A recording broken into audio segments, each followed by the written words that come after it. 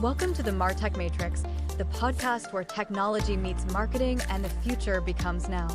Every week, we dive deep into the world of marketing technology, exploring how digital tools, AI, data analytics, and innovative strategies are reshaping the marketing landscape. Join us as we navigate through this complex matrix, interviewing industry experts, dissecting emerging trends, and decoding strategies that are setting the pace in this digital age. Your host, Sean Simon, has spent the last 30 years leading a variety of MarTech companies from broadcast.com to Criteo. Now he is the co-founder of the Cogent Collective, a community where marketing and e-commerce leaders come together to discover and vet solutions that address their business needs, bypassing all the noise that comes with technology searches. Learn about the community and see if it's a fit for you at cogentcollective.com. Today, Sean speaks with Larry Grella, founder of ClearTrust Media, a digital out-of-home demand-side platform. ClearTrust Media partners with leading global brands and performance marketing teams to consistently drive operational efficiencies, revenue uplifts, and faster go-to-market initiatives with digital out-of-home strategies. ClearTrust Media is a well-resourced, fully transparent, managed services organization that delivers end-to-end brand-defined results at scale. They are on a mission to revolutionize digital out-of-home advertising and show brands that it's as easy to execute and measure as any other digital channel, plus some additional benefits. Larry is currently working to bridge the gap between traditional and digital out-of-home advertising and demonstrating how digital out-of-home integrates with a brand's overall ad strategy. Now, get ready to enter the matrix.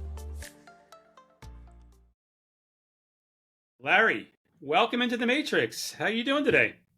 Very well, Sean. Great to see you. Good. I'm interested in having you here because, when I think about out of home, it doesn't sound as MarTech Matrixy as some of the other guests we've had on the show. Where when you look at the Lumascape and all the all the different vendors on there, it's out of home. Out of home's probably it's probably millions of years old, right? But in the United States, it's probably as old as the country, right? You got the boat, and there was a something stuck to a pole, someone looking for work. So I'm curious, when you meet people at a party and you tell them you're in the out of home space, how do you make it sound more interesting than the old school billboards on the side, on the side of the road that are glued up there, or something stuck to a pole? How do you talk about the channel? That's a great question, because for 25, almost 30 years of my career, I was doing digital, right, and then mobile, and then social, and mobile retargeting, and then looking at the confluence of all of them coming together. And I never thought about out of home until about 6 years ago. And it's funny, I was working in conjunction with a data collection company, and they were talking about how they were pulling in all this mobile data, again, anonymized, but it was enabling out-of-home companies, and particularly digital out-of-home companies, look at their audiences in a much more clear fashion than they ever could. So it wasn't Geopath with people with clickers doing estimations of who's going by at what time of day. It was actual mobile device IDs that could be tracked right down to a meter of a location, how much time you were spending in a location, and then mapping all of the data that was around that cell phone device, i.e. me, the consumer, the user, the walkabout town, if you will. And then I could understand how that data might be used to expose me to media in a digital out-of-home landscape that could also then bring us to activation, attribution modeling, reach and frequency modeling, which we could never do in out-of-home. It was a desire, but always a dream. And about 4 or 5 years ago, that was enabling the out-of-home space to say, no, we're in the digital ecosystem. We should be mapped out and query-based and time and date stamped just like digital, and we could finally do it like digital. So when I talk to people, I say, your mom and your grandmom, they have a cell phone. It might be a flip phone, but it's a cell phone. And then you have your smartphones. Well, the smartphone is a heck of a lot more powerful than the flip phone. And that's where digital is today, with its data, its ability to place the right time in the right place. It's a whole new era for out of home. So that's why I got excited about it and got into it 5, 6 years ago. Yeah, it must be a couple of martinis to tell all of that at a party. I thought the most interesting part about that is is your connection to the cell phone, right? Um, I don't know anyone that doesn't have a smartphone. My father-in-law got rid of his flip phone, I think last year. My mother has been on a smartphone for several years. So let's say the last 5 to 7 years, pretty much 99% of the population is on a smartphone. And my son is like glued to his face all day long. When he's allowed to be on his phone, he's scrolling his TikTok or Reels or whatever it is. Um, how how has the smartphone changed the industry when it comes to industry as a whole, not just you, but an industry as a whole, how the industry has evolved into sort of a digital medium? I believe the first thing is around audience targeting. Um, that's number one. And then number two, your actual CPM measurements. Now, that may sound absolutely mundane and almost to the point where, Cro-Magnon kind of media stuff, but it's actually quite germane. When you look at, digital, right, you had ComScore forever, and we really were never sure about how accurate that data was. But we all live with it because that was our de facto standard. In the out-of-home space, we had Geopath. But again, back then, okay, you literally had people with clickers just trying to get a good understanding of how many people were passing by on a different street corner or down a highway. And that would be your Geopath authorized CPM for that screen. Well, now we have hard empirical data that says how many impressions, how many eyeballs are passing in front of a particular screen at any given time of day, time of year.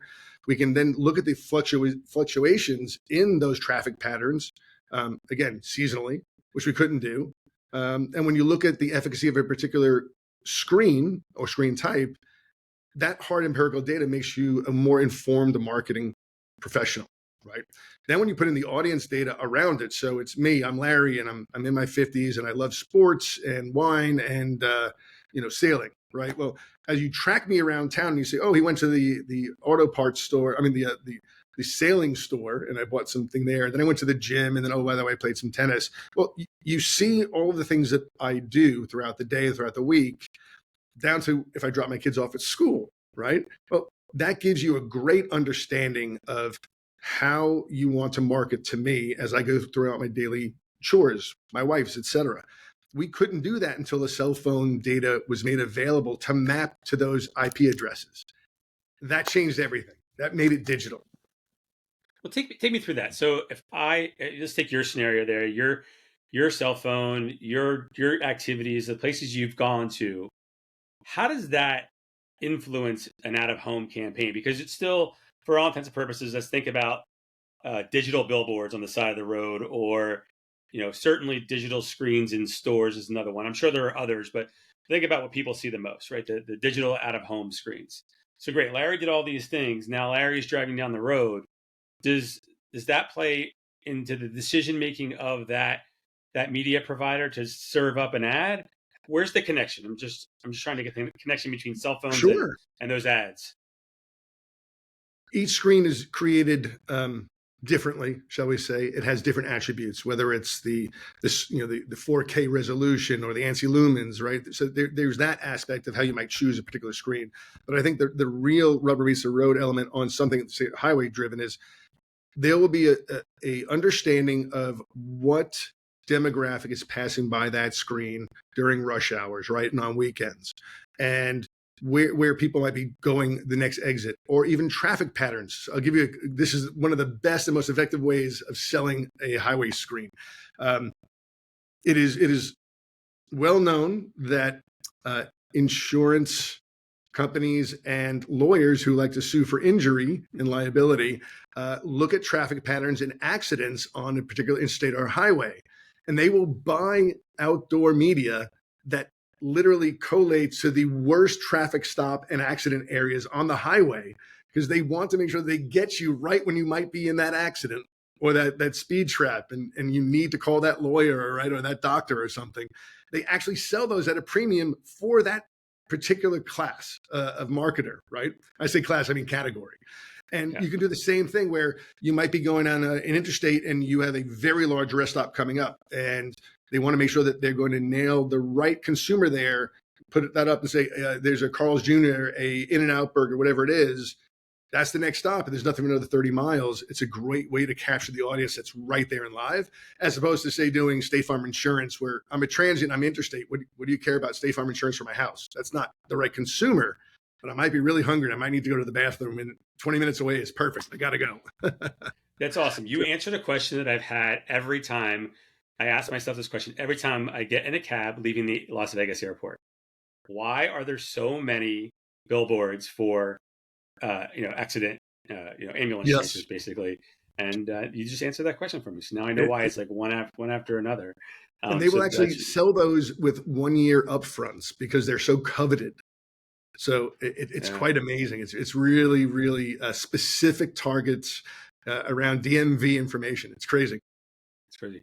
Okay, so you talked about selling it the way you're talking about it. When you sell out of home, is it a medium that has found its way onto the digital media buyer's media plan at scale, or is this still a very much specialty type of buyer?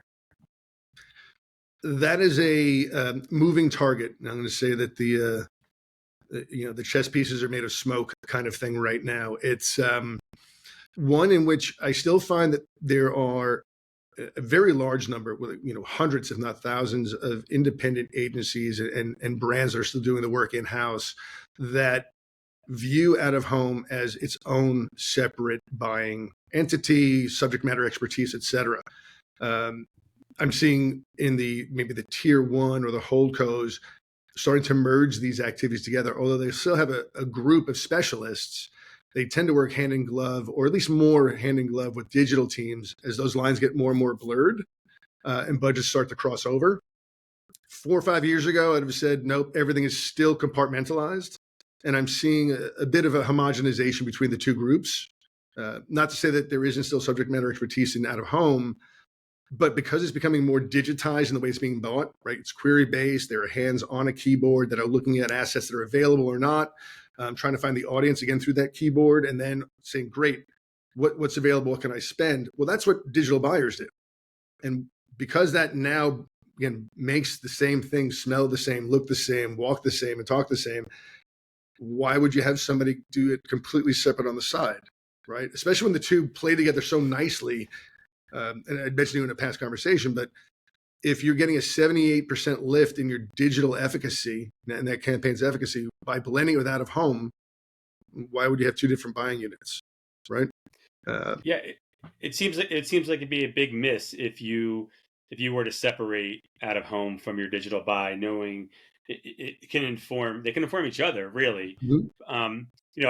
Obviously, like 10 years ago, TV was separate, radio was separate, out of home was separate because there wasn't a way to connect those dots. And because Mm-hmm. there is a way to connect those dots, at least, especially on the planning side, on the measurement side, it might be a little bit more challenging. But a few weeks ago, we had a CEO and founder, Mike True from Prescient, on the call, and they're really helping marketers understand what is the impact of those upper funnel channels like out of Mm-hmm. home, TV, radio on the lower funnel transactions, right? And what they're seeing is those Google clicks that Google's been getting all that credit for, Mm-hmm. or I didn't realize that we had our thumbs up here. All those Google clicks, they're not as valuable as you believe they are. They're actually not Mm-hmm. driving the sales. Just people go there at the very end when they're ready to buy because it's easier to type it into Google and get to the website, but they were really influenced by other things. I think intuitively marketers knew this for years, but now the data and the AI is there to help prove that out. So that can only Mm-hmm. benefit a channel like out of home, I would imagine. What are the take us through like a conversation. I want to get into like the execution of this, but I'm curious to a conversation, just building off of what you just said. If you go into a digital agency or a brand when you're talking to the digital marketing manager, how does that conversation differ from going into a conversation with somebody who has 30 years of experience in out of home and that's all they know?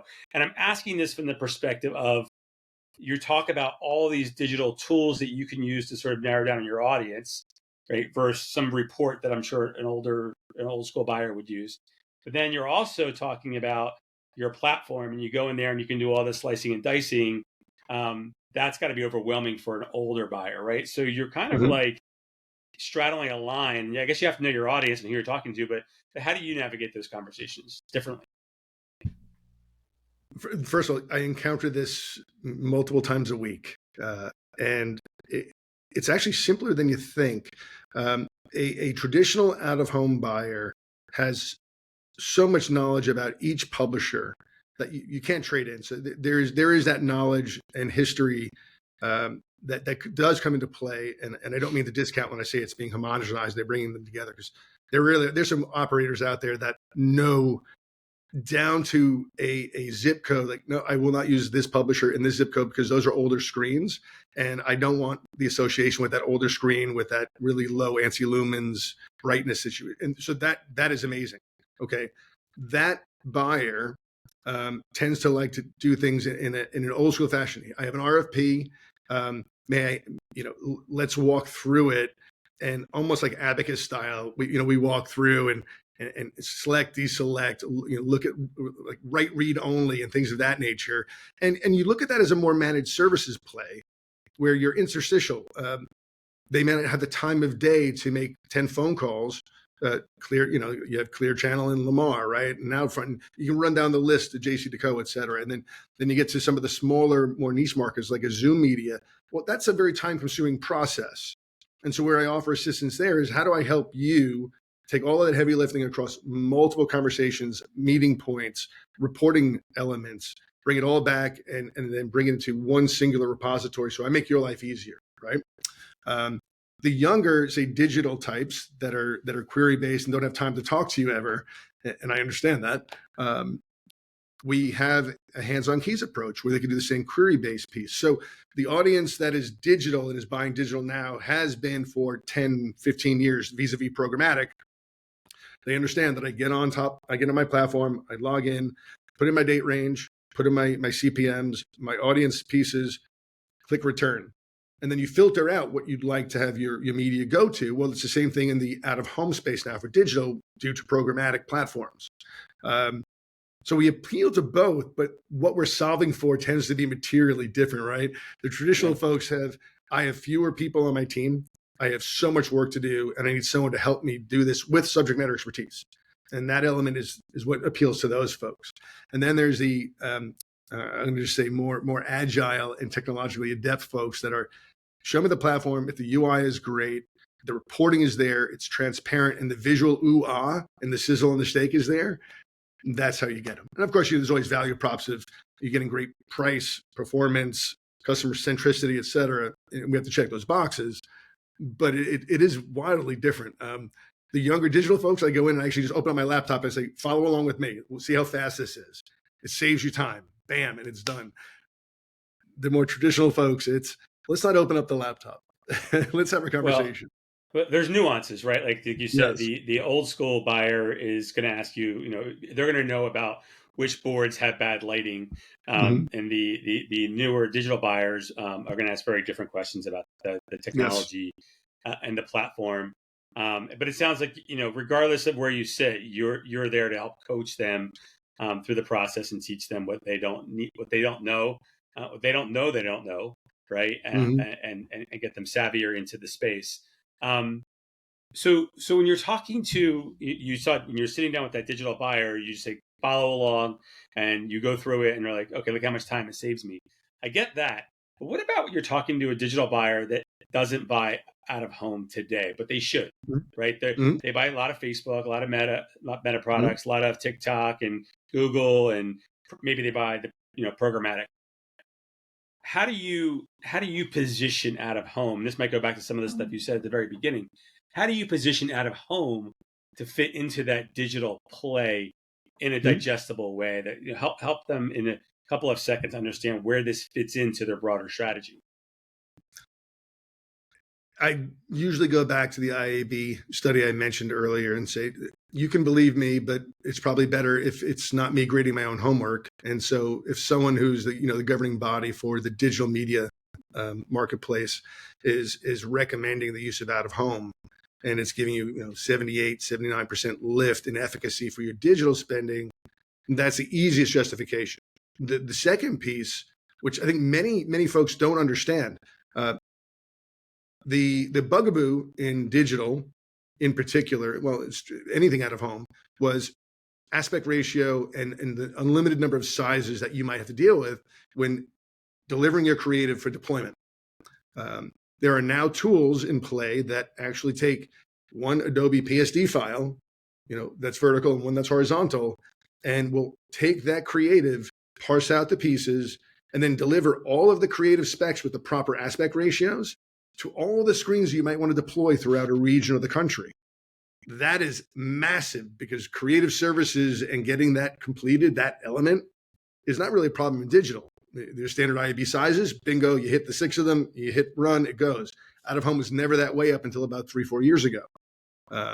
And that little bit of knowledge also then says, oh, this is something I can deploy rapidly without a lot of time and effort and heavy lifting on the creative side.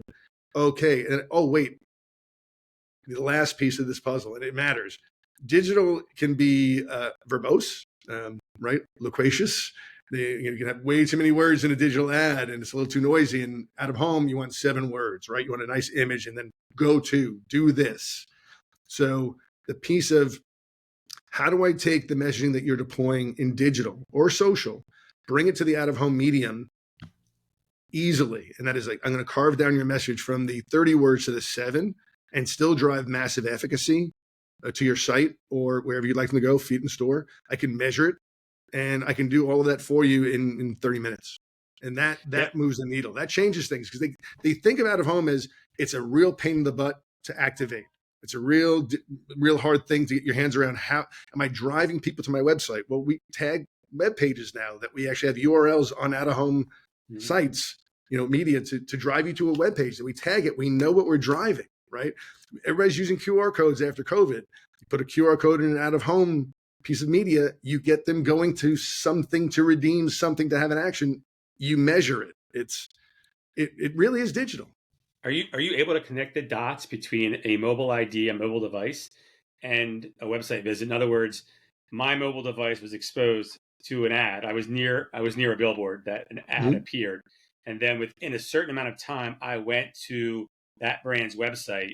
Is there an ability to connect those dots today, or does that violate any privacy laws? As long as you don't collect any PII and you just look at the device ID, you're okay. So, in fact, the players in this space today, whether you're an SSP or a DSP. So, for those who are savvy or not, I'll just say, your usual suspects in the SSP space are Broadsign and Place Exchange, right? Place Exchange does an amazing job passing through mobile device IDs, and you've got DSPs like a Vistar or a Highstack, and you get some interstitial folks like AdQuick. They're collecting these device IDs after exposure, and then passing it through a preferred partner or doing it themselves. Like you go to a LiveRamp, right, or somebody of that ilk. And then based upon what's happening at the device ID, if you're going to the web page through an IRI or a Mira study, you get that data as a marketer. And it's very impactful because you understand the efficacy of that medium. And you can even do some interesting A/B studies, which I'm a big fan of, right? Run an out-of-home campaign in this zip code, and the one next to it, don't run it and only run digital. And then the third zip code, do the combination of the two. And they all have the same, we're going to call it economic, demographic play. And just see the efficacy of those campaigns when you put them all together or keep them separate. And I've done that many a time. Same thing with media types. Super, super cool stuff, without taking this too long, but there are a few folks that I work with that had prejudices towards certain types of media. And I was able to run A/B studies where we were looking at bars and restaurants for sports betting and different types of media in those restaurants. And by doing the A/B testing, we were showing that actually one type of media was getting about 150% lift over the other media that they were working on. Like, oh, that was an eye-opener. I said, this is where the media is now. The measurements are now, not your mom's flip phone. Well, and I want to go quickly back to the creative side of the house, because it's the problem with traditional out of home is like, okay, you gotta, you have this long lead time, this giant thing has to be printed, and somebody's got to glue it up. 2 guys, are painting it on the billboard, and it's just, it's a lot of work, and you leave it up there for a while and here it's like, think of it as a giant computer screen, a monitor, a TV, whatever you want, that's reaching many people, not just one.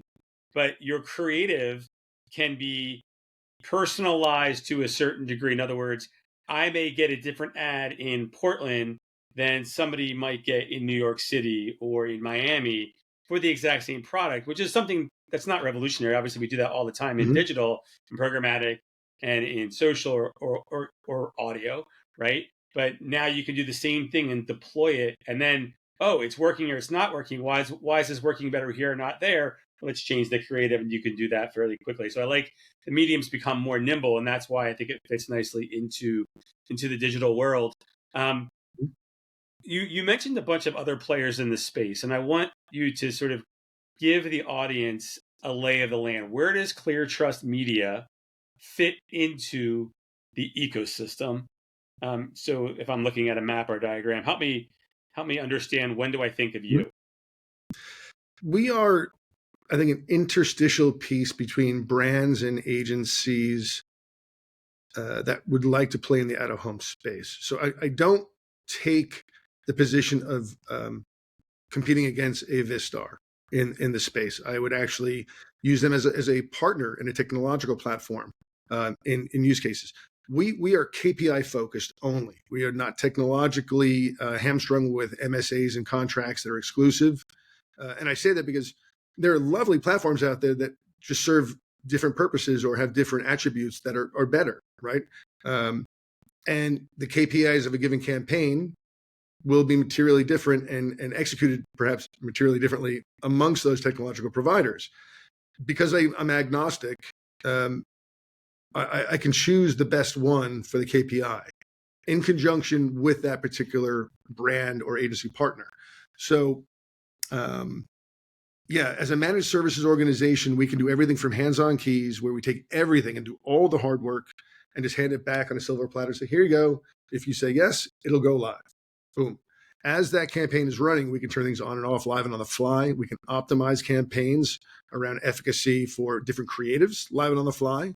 We can turn things on and off in minutes, and we can do all of that. Or, again, as a technological partner with the digital hat on, they can have access to our platform and do it all hands on keys, do all of that themselves. And we do have some folks that are pretty, I'll gently say OCD, and like to be on the platform more often than not, looking at the pacing and so forth. And that's 24/7, 365 in a quarter. So is it analogous to a DSP in programmatic display, in that as a buyer, I go to my DSP and I can buy an audience, I can buy a channel, I can buy a particular vendor through PMPs. I have a lot of control. I'm just executing my buys through the platform. It's all there for me to buy, and exclude, and target. And then I'm executing it through that platform. All my measurements coming back to that platform. So in other words, with ClearTrust Media, you're the DSP, so to speak. Within ClearTrust Media, I can choose my locations, my audiences, my partners, the Vistars of the world, all the different players out there that we're all familiar with. Once we've driven by, I can choose which ones I want to work with and don't want to work with, which ones have the bad lighting. I can exclude them. I can have all that control. You partner with all of those different, we'll call them media vendors, or we'll call them media vendors. And then you have a layer of services that you put on top of that if somebody is inclined to need them services from a strategy perspective, or just from an execution and campaign management perspective. So I just want the digital buyer to understand that this isn't going to be, a new education. This looks very much similar to the things they're doing today. It's just a different output. You nailed it on the head. It's the desired outcome when we built ClearTrust was to provide a method or a vehicle, if you will, for a digital buyer to look at the out-of-home space and say, it feels exactly like what I'm doing today with digital. It's just a different screen, but it's the same way of buying, allocating, deploying, turning on and off, et cetera, optimizing, measuring. All of that is the same. And if you can remove that barrier, it makes it very easy for them to spend on our platform and also in our space. For sure. So with that, take me through, or take the audience through, and it might be helpful to keep that digital buyer in mind as you're explaining this. How do I get started, right? I'm a brand, or I'm an agency representing a brand, and I want to do a campaign, national campaign, different targeting across the U.S. for different cities. Take me through the steps from now till the campaign's over. The data entry elements will be the same as digital. You have a flight date, right? Start and end date. You have a CPM, so you have a number of impressions that you'd like to target and achieve. You're probably looking at reach and frequency to some degree in given markets. You'd like to know if there are, I'm going to say, high traffic points in a day. So, like, for instance, internet traffic is not the same throughout the week and throughout the day. And so you'd look at what is the high points for efficacy around delivering that campaign. You'd think about delivery of different media. So, a hot and sunny California is going to get a different marketing campaign for the same product than you would have in snowy Minnesota, right? You're going at it materially differently in that creative. And so you want to deploy that and do your day parting there. Once you went through that process and you just put in your filters, right, your time and dates, your CPMs, you look at screen types. You may only want large format, like, 14 by 48 roadsides, or you only may want Zoom media in gyms because I have a new health bar and I want to be where the healthy people are, right? You can exclude or include based upon anything you might drag and drop, right? Everything is very visually appealing, simple UI. Once that's all selected, a summary of the campaign's details shows up. This is your plan. It has mapping. It has mock-ups of the campaign. Right? So you actually see what it is that you're going to do before you even do it. And then so you literally hit go or not. It's hit return. That's it. And you can launch a campaign. It's that simple. It sounds, and you guys are there to coach them. It sounds like a lot of stuff you just described there is just checking a box, typing in some campaign credentials, dragging and dropping. Your calendars. You click on a calendar date, it moves. It is so mentally intuitive that, if, as I say jokingly, if you can fog a mirror, you can work on the system and run a campaign. What's the fastest anyone's ever gotten a campaign live from the time they said, Larry, I want to get a campaign live? What's the fastest? I've actually done it live with a person right in front of me in about 4 minutes. Wow. That's literally from the moment that we said, okay, we're going to select this billboard, we'll take a picture of you right now, drop it into a template, and then go live. It's 4 minutes, 3-4 minutes. Oh, one last creative question. Do you find that digital buyers want to use their digital creative and just sort of repurpose it, or are they redesigning it specifically for the medium? Great question. I think the more savvy digital folks understand that the medium is a shorter dwell time, right, than digital. And so they will change the creative out to be more specific and direct in the call to action. There have been a few whiteboard sessions that I have gone through with digital marketers in their offices saying, that word wall, no one's going to read it, let alone do anything with it. Let me give you some best practices, right? And you walk them there and say, oh wait, that white background, with the like pink text, no one's going to read it. Well, it's funny. I think maybe this is the perfect medium for the younger generation, because you just described TikTok, right? 6-second video, quick call to action, get right to the point, no BS. And you can do video too, so people can repurpose their TikTok videos if they want, I suppose. But it's the same general idea. Really helpful, Larry. Thanks for giving us the education around digital out of home. Thank you for being in the Matrix, and we look forward to having you back sometime in the near future. I look forward to it as always, Sean. And let's hope we have no glitches in our Matrix. Thanks, Larry. All the best. Take care. Take care. Bye. Cheers. All right. Bye.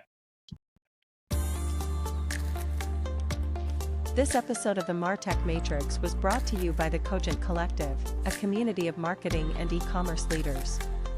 Learn more and inquire about membership at cogentcollective.com. For show notes and information on upcoming episodes, head on over to the martechmatrix.com, where you can submit questions for upcoming guests. Once again, thank you Larry for joining us today and educating our audience on the modernized digital out-of-home channel and how brands can integrate digital out-of-home within their broader digital strategies to reach their target audiences in a memorable and measurable way. If you would like to learn more about ClearTrust Media and see if they are a good fit for your marketing strategy, send Sean a note to sean@cogentcollective.com.